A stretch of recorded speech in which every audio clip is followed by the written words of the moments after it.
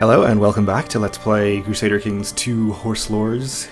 In our last episode we declared war on our southern neighbours here, Kara Kitai, in order to try to take these four counties from them.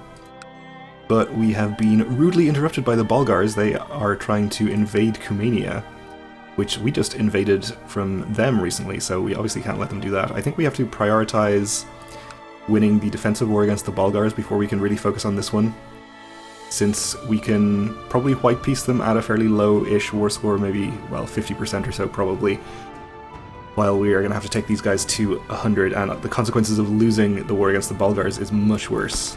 So we are going to focus on that for now. We do have maybe a problem here as well with our manpower. I think we have too many horde units raised, and we can't really keep them reinforced. We're gaining 37 manpower a month, which is going directly into reinforcing these, but I think it might be better for us to disband a couple and have a smaller number that we can actually keep at full strength, because we are not able to do so with the amount that we have. We're also losing a lot of prestige in their upkeep, because most of the ones we have raised are the ones we paid prestige for. So I think we'll split, not in half, but we'll split maybe two of these out for now and disband them. All horde troops will be disbanded, yes.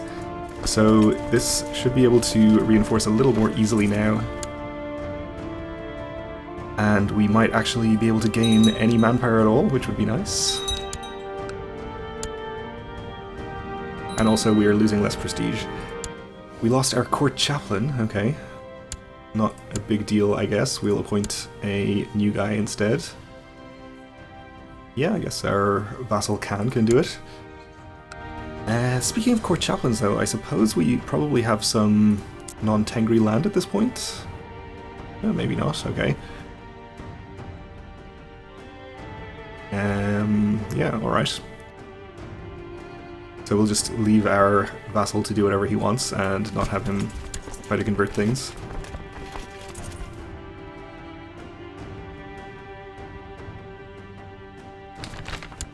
Successful crusade for Anatolia, okay. So it has been given to Pisa, I guess. Okay, well done.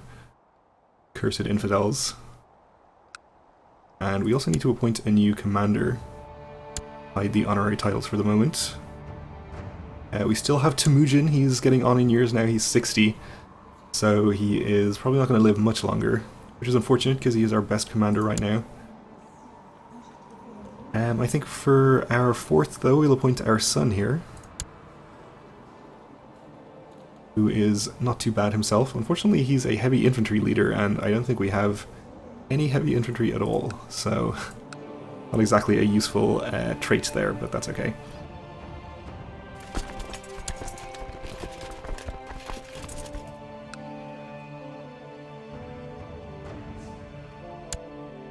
So these are raiders. We'll probably just ignore them. Our two vassals have formed a blood oath. Okay, is that bad for us? I guess they could potentially gang up against us and one of them could seize leadership of the tribe, if that's a thing that can happen. Maybe we should form a blood oath with one of them. I think we have a kind of a problem here with these guys as well, because we did give them out all of the land that we had instead of creating an additional clan, because they wouldn't consent to split any of their clans, and I didn't want to split mine any further. But by doing that, we've given them a much higher potential population than we have. And in fact, they both have higher actual population than we have right now as well. Which, according to the nomad succession, they stand a chance of inheriting the whole tribe if we die. So that's obviously bad, but I'm not sure what, if anything, we can do about that for the moment. I guess if we have a period of peace, we can try and split one or both of those clans and make them a little smaller. But it seems like that was definitely a mistake to do that, rather than splitting. But we'll know for the future. So our army is getting closer to being reinforced here. I'm going to wait for this vassal army to arrive before we continue any further. They have an army of about 5,000 over here, which is a bit scary.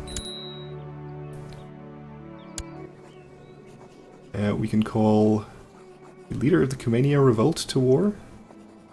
Okay. Where is this? Over here? I guess we'll call him in. Why not?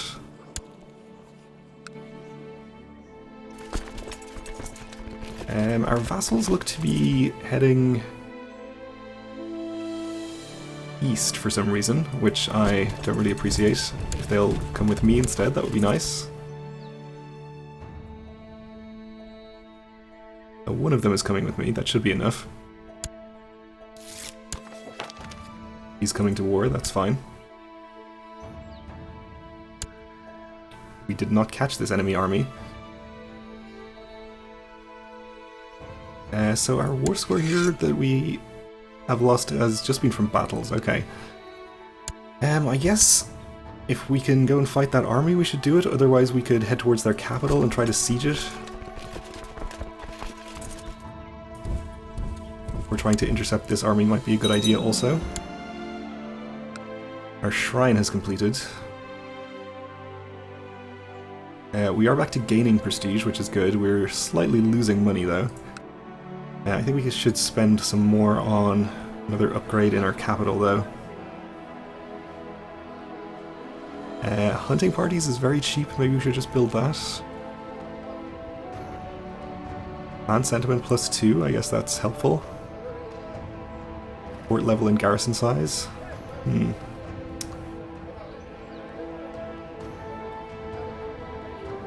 Or maybe we should get something else that will help out our population growth.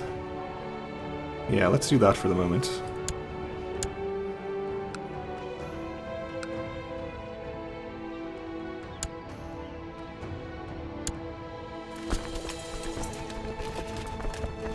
So we're going to arrive on the 14th, or the 13th rather. And we are going to catch them, so we'll get a bit of war score from this battle hopefully.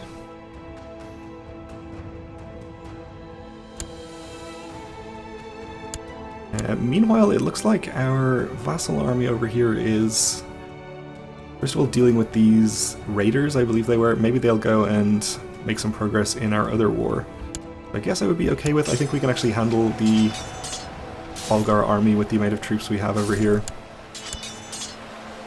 We lost a siege of one of our vassals' holdings over there, which is not good news, but our ally in the Cumania Revolt is also over here. Maybe he'll help us out in that.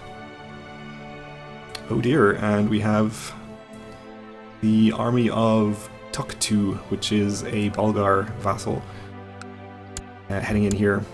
Actually, they changed their mind since our reinforcements arrived from our vassal clan. Maybe we can go and fight them. Our vassals are indeed coming with us. They'll be one day behind us, but that's okay. Let's see if we'll catch him.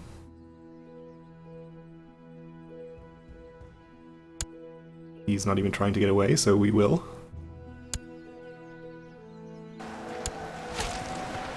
We crossed a river, it looks like, but it seems like we're going to do just fine.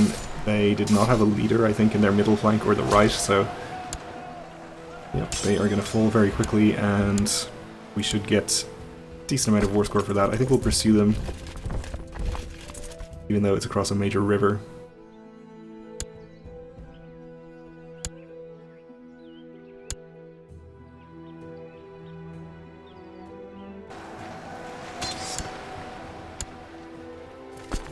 Okay.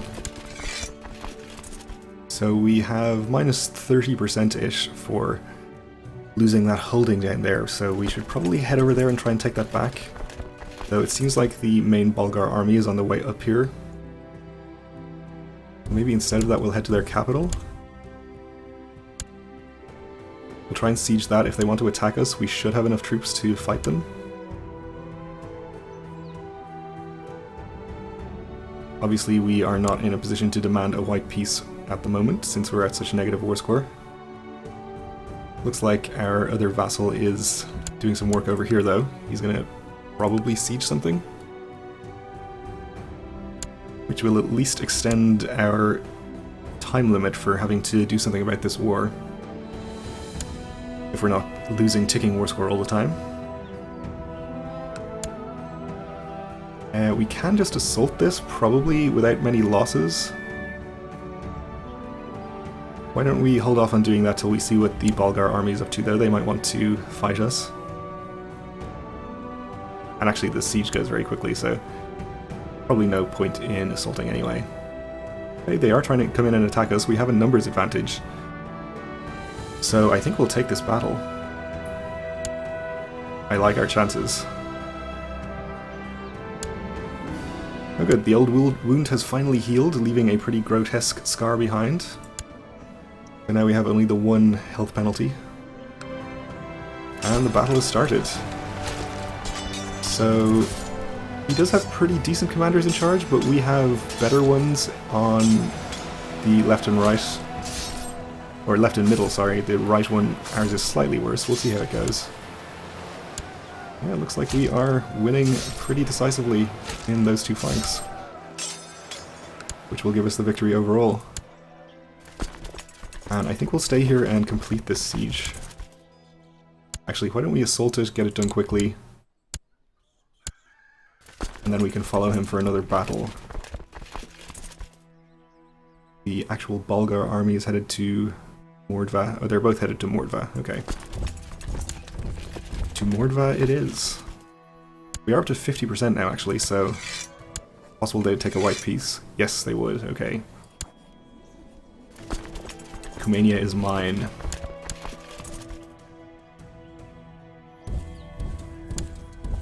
And now we are free to head back and concentrate on our other war. Damn your seventh grandfather. I'll be sure to tell him.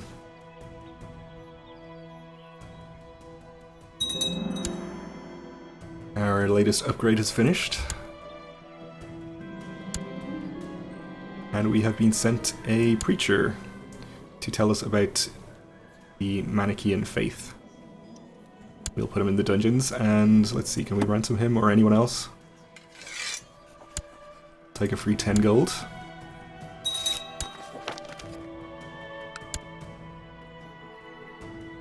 So we're down to minus 23 here.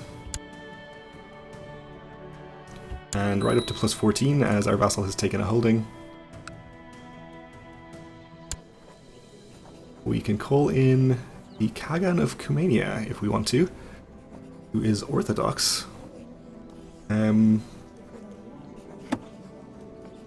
not sure why we can call him in. We don't seem to be listed as an ally, but I think we'll decline to do that. I think we should be just fine in this war without him.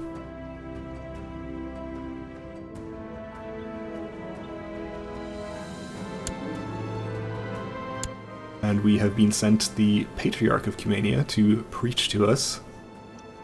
He will go straight into the dungeons, of course.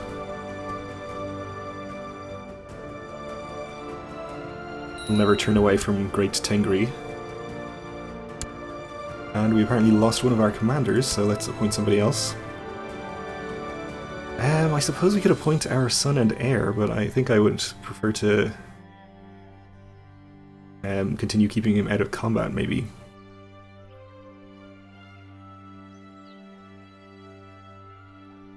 Yeah, I guess we'll just appoint the second best person there instead. Oh, I guess it was Temujin that died.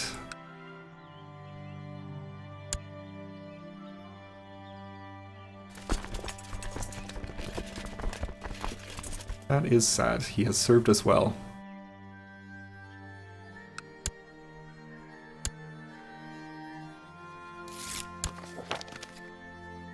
So our army is actually almost reinforced now.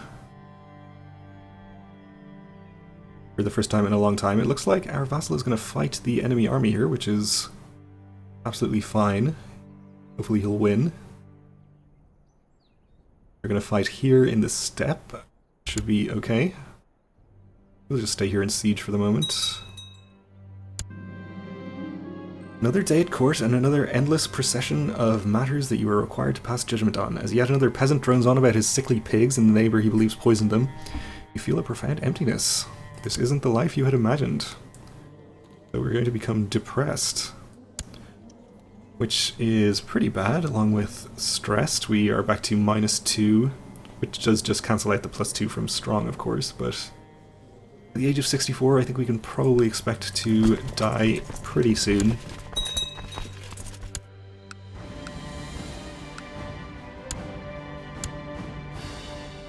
So apparently the enemy army got a river crossing modifier here somehow. Or no, sorry, that's our vassal, of course. What I meant to say. But it looks like he's still going to win. So we get some war score from that. We have been sent a bishop for our dungeons. So I'll be happy to accept a free 25 gold.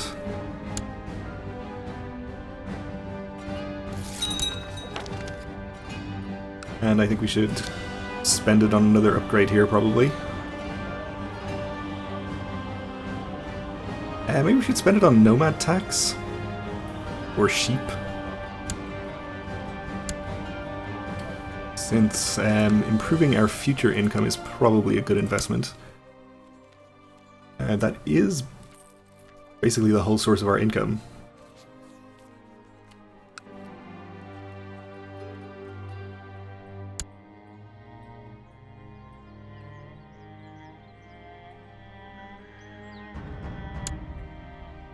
Oh, and the Khagan of Kumania has declared war on us. Guess maybe we should have called him into this war. It would have at least prevented him doing that, if he accepted. Kumania war for Sarkel. So he wants this whole duchy. Well, it seems like he has only 3,000 troops, maybe?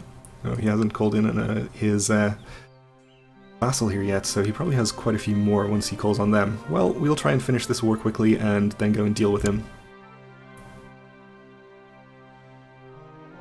We are up to 50%. Offer to join war from the Mongol Empire. Yeah. Please. Okay, so if they still have their huge amount of troops available, they should be able to stomp all over Kumania pretty easily here. It looks like their main event-spawned armies are not in this area. Oh, there they are. Okay. Great. I guess we're not going to have to worry about that one.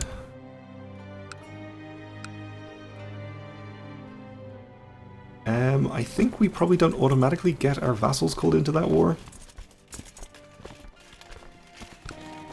Or maybe they do automatically join, but if they're not in it, then I would prefer that they stay over here and focus on this war anyway, so I'm not going to call them in. Her granddaughter is of legal age.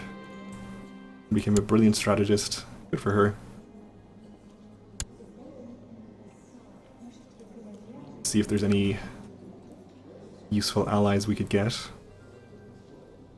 High Chief of Yugra. Well, I think we're going to attack Yugra pretty soon, probably, so we won't do that. We'll just let her stay at court for the moment. We lost a siege here. The Mongols should probably take care of that pretty soon. Thanks, guys. I guess they get to join because they're the same religion. And Kumania is not. They're Orthodox, of course.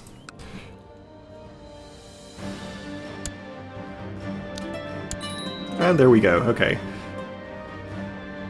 We have been grasped by honorable death at age of 65. We died of severe stress. So we are now Khagan Alkadai the Wolf. We have wolf's blood, which, who knows what that means, maybe we'll find out. Our half-brother is currently our heir, that's fine. We need to get an educator for our niece. I guess any random person will do just fine. We need to pick a character focus, and I think we might want to take martial focus, maybe? Or our stats generally. Well, we're already pretty good for martial, so maybe that's not necessary. Let's maybe take business focus. Having more stewardship might be helpful. For our income. Sure, we'll do that for the moment. We'll choose the ambition to have a son, since we do not have one yet. And our clan sentiments are positive, but fairly low. In personal terms, our vassals... At least this guy likes us, and the other guy also likes us. Okay. No problems there, hopefully.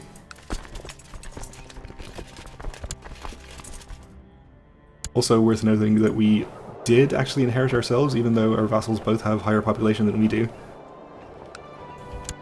I'm pretty sure it wouldn't be a game over anyway if one of them inherited. I think we'd still get to play on as the vassal Khan of one of these guys. So it kind of works like a merchant republic. Where even though we're not in charge, we don't get a game over if one of them inherits. Okay, we won a siege here. We're up to 60%. I think we'll leave and go fight some of his armies now, since that's probably the best way to get some quick war score. But we're out of time for this episode, so that will have to wait until the next one. So thanks for watching, and join me again then.